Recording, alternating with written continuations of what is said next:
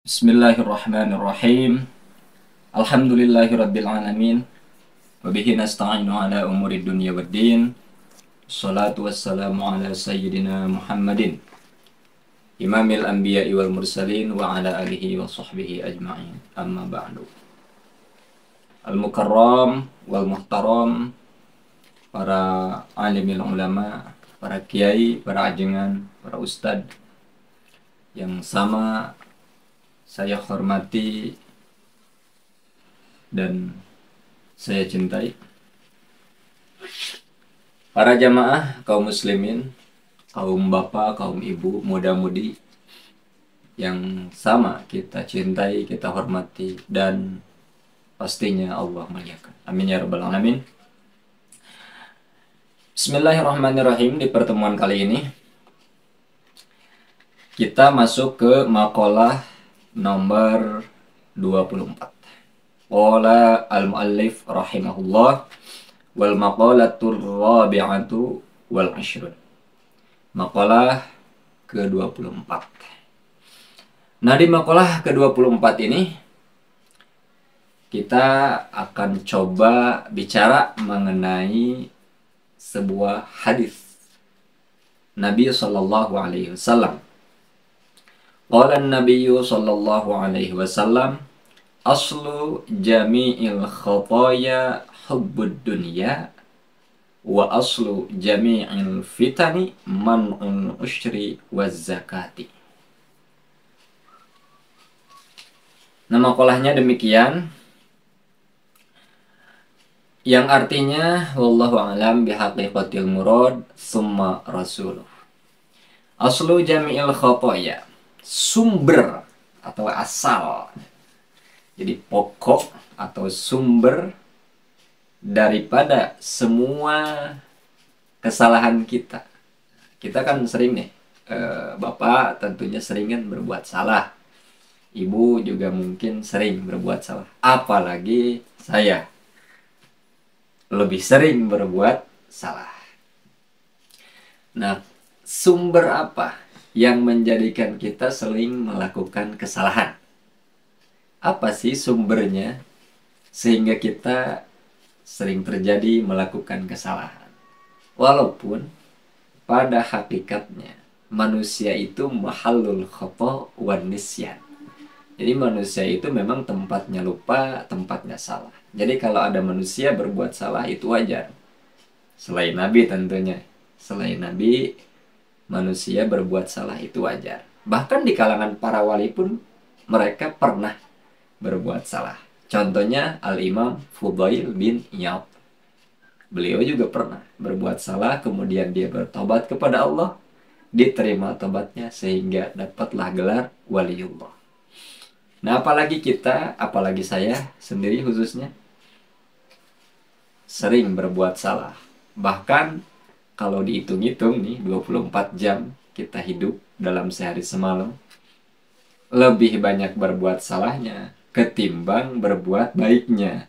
Itu saya. Saya percaya kalau bapak-bapak, ibu-ibu tidak seperti saya. Lebih banyak kebaikannya daripada kesalahannya. Oke.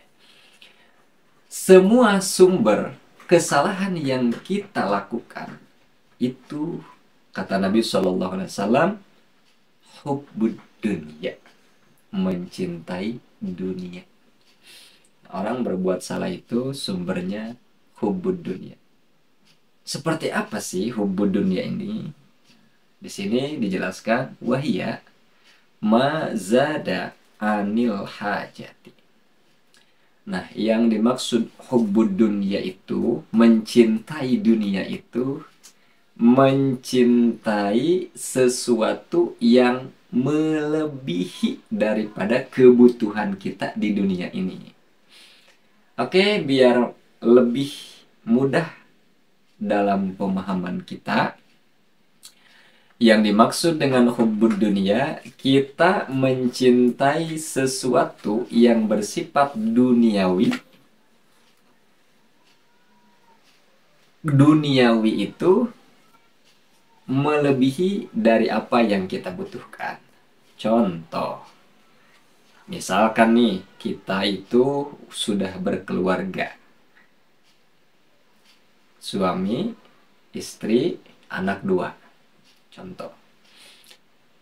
Misalkan kalau dinominalkan, kebutuhan keluarga 4 orang itu cukup atau kebutuhannya cukup 100.000 per hari. Nah kemudian ternyata Allah beri dia lebih, beri dia pendapatan lebih. Ternyata di dalam satu hari itu, keluarga itu, khususnya suaminya yang bekerja, mendapatkan kelebihan yang diberikan Allah. Contoh, dia kerja sebagai pedagang. Yang dibutuhkan hanya 100.000, ternyata keuntungan dari dagangannya di hari itu, dia mendapatkan 200.000. Berarti dia punya keuntungan atau kelebihan 100.000. Nah, jika yang lebih ini, yang 100.000 ini, kita cinta terhadap yang lebih ini nih, yang 100.000 satunya lagi, di luar kebutuhan pokoknya. Sehingga karena kecintaan kita terhadap yang lebih ini, yang 100.000 ini, akhirnya kita enggan untuk berbagi sesama. Bahkan kita simpen.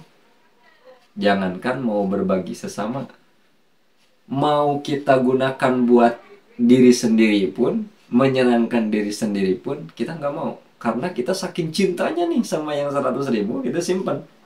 Kita simpan yang 100.000-nya, masukin celengan, masukin tabungan atau apalah, kita simpen baik-baik karena kita cinta nih pada yang 100.000.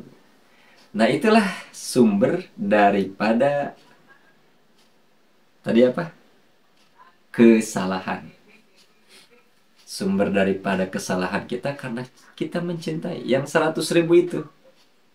Akhirnya kita muncul satu kesalahan. Pertama, kesalahan yang pertama apa? Enggan berbagi ke sesama, enggan sodako. Kalau kita kasih, aduh sayang dong, kita yang usaha, kita yang kerja, kita yang capek, orang lain yang enak dikasih sama kita. Nah, itu sumber kesalahan pertama.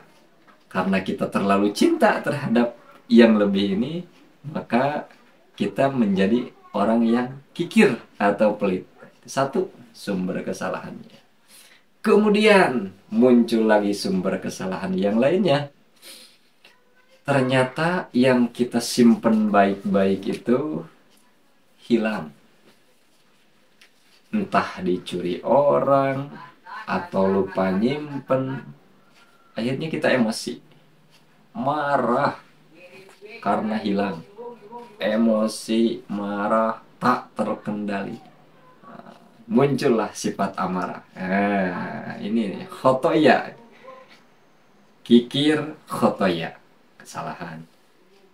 Marah, khotoya, kesalahan juga. Jadi bakal muncul terus-terusan muncul kesalahan yang lain akibat kita mencintai sesuatu yang tadi bersifat lebih.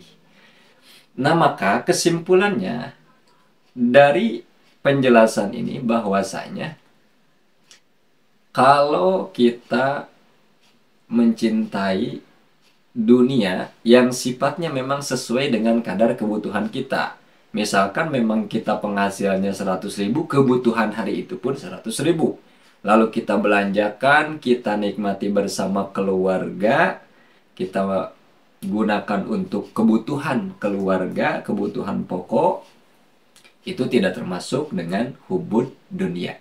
Jadi itu nggak termasuk dengan hubud dunia. Jadi artinya itu bukan sumber kesalahan. Yang sumber kesalahan itu kita mencintai sesuatu yang lebih daripada kebutuhan kita dan kita miliki, kita simpan baik-baik karena dasarnya kita mencintai barang tersebut atau uang tersebut sehingga enggan berbagi dan lain-lain. Itu contoh kalau kita buat dinominalkan dengan nilai rupiah. Nah, untuk contohnya banyak lah. Jangan semua, jangan dinominalkan juga. Misalkan kita membutuhkan kendaraan cukup satu kendaraan bermotor cukup satu. Kebetulan kita punya dua. Nah, berarti kan itu lebih. Nah, ini juga akan jadi sumber kesalahan. Itu sumber kesalahan di dunianya. Nanti sumber kesalahan di akhiratnya apa? Kita akan ditanya. Yang lebih itu kita dikemanakan? Diarahkan kemana? Yang lebih itu. Kalau kita sia-siakan, artinya yang lebih itu tidak dijadikan sebagai ladang pahala, maka hati-hati, ini bakal jadi beban kita nanti di akhirat. Oke, selanjutnya wa aslu jami'il fitan man'ul usyri waz zakat. Dan asal atau sumber daripada semua fitnah, yaitu man'ul usyri waz zakat. Mencegah usyri waz zakat. Ini di tafsirannya dikatakan bahwa wa hadza min atfil 'am 'alal khas. Ini adalah atof dari kalimah yang sifatnya umum kepada kalimah yang sifatnya khusus. Nah, artinya apa? Li'annal usyri khosun. Nah, usyri itu khusus. Artinya usyri itu dikhususkan kepada bizuru'i wathimar. Nah, usyri itu dikhususkan kepada zuru', tanaman, bahan pokok, makanan pokok, beras, jagung, wathimar, buah-buahan, anggur, kurma. Sedangkan zakat itu lebih umum, kalimatnya lebih umum. Karena zakat itu meliputi zakat naqdu, artinya emas perak, zakat an'am, hewan ternak, dan zakat badan, zakat fitrah. Nah, jadi ini zakat lebih umum. Jadi artinya asal daripada semua fitnah itu kita mencegah atau menahan diri untuk beramal zakat. Jadi kita enggan berzakat. Kita udah cukup nih, udah nisab, udah haul, udah nisab, udah sempurna syarat-syaratnya zakat, tapi kita enggan mengeluarkan zakat. Enggan mengeluarkan zakat mal atau enggan mengeluarkan zakat fitrah. Ini adalah sumber daripada semua fitnah. Artinya apa? Harta kita yang sudah nisab itu kalau tidak dikeluarkan zakatnya, maka ini harta akan menjadi fitnah buat diri kita sendiri. Jadi hati-hati kalau memang Bapak Ibu sudah nisab, maka segera keluarkan zakatnya. Khususnya zakat fitrah. Zakat fitrah pada bulan Ramadan itu kan sedikit lah nilainya ya, nggak banyak amat kan, cuman berapa itu kalau dihitung liter itu sekitar 4 liter kurang lah gitu. Masa kita nggak mampu ya? Nah, ini bakal jadi sumber fitnah kalau kita tidak mau mengeluarkan zakat itu. Nah, daripada makalah yang ke-24 ini kita mendapatkan pelajaran bahwa berhati-hatilah dengan harta yang kita miliki. Berhati-hatilah dengan harta yang kita punya.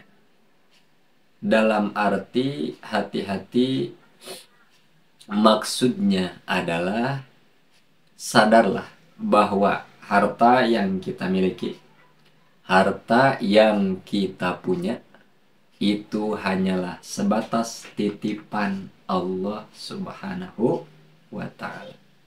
Harta yang sekarang kita genggam itu hanya sebatas titipan Allah yang harus kita olah sedemikian rupa untuk menjadi nilai ibadah. Nah, maka kalau kita menyadari bahwa harta yang kita miliki saat ini adalah titipan Allah, maka kita akan rela dan ikhlas ketika Allah memintanya kembali. Kita akan ikhlas, rela, ridho ketika Allah tarik kembali harta itu. Toh itu pada hakikatnya milik Allah Subhanahu wa Ta'ala. Kita punya harta, lalu Allah memerintahkan sedekahkan sebagian. Kita akan ikhlas, kita akan rela, kita akan ridho. mensedekahkan harta tersebut karena kita menyadari ini milik Allah. Allah nyuruh kita sedekah, ya udah sedekahkan. Kita punya harta banyak, udah nisab, maka Allah memerintahkan kita untuk berzakat, mengeluarkan zakatnya, kasih ke mustahik. Kita akan rela, kita akan ikhlas, kita akan ridho mengeluarkan zakat tersebut karena kita meyakini harta yang kita miliki itu adalah milik Allah, dititipkan kepada kita dan kita juga harus menyalurkan kepada orang lain sesuai dengan perintah Allah. Dan jika suatu saat harta itu Allah tarik kembali, entah dengan cara apa, yang tadinya kita punya bangunan rumah bagus digoncang gempa hancur, kita nggak bakalan sakit hati, kita nggak bakalan ngeluh karena itu memang milik Allah. Allah mau tarik kembali kapanpun ya silahkan, itu milik Allah. Orang bilang ibarat kata tukang parkir, walaupun mobilnya banyak, walaupun motornya banyak, yang namanya tukang parkir dia nggak merasa memiliki. Jadi begitu diambil kembali sama pemiliknya, dia merasa hanya dititipkan saja, dia nggak marah, cuma dikasih 2.000 perak juga nggak marah dia. Karena memang dia menyadari ini bukan milik saya, begitu. Nah, kira-kira untuk makalah yang ke-24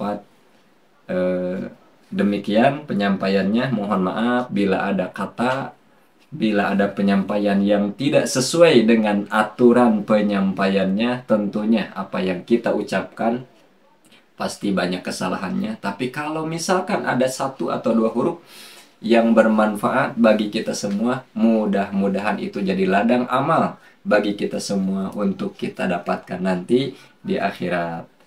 Hadanallahu wa iyyakum ajmain. Assalamualaikum warahmatullahi wabarakatuh.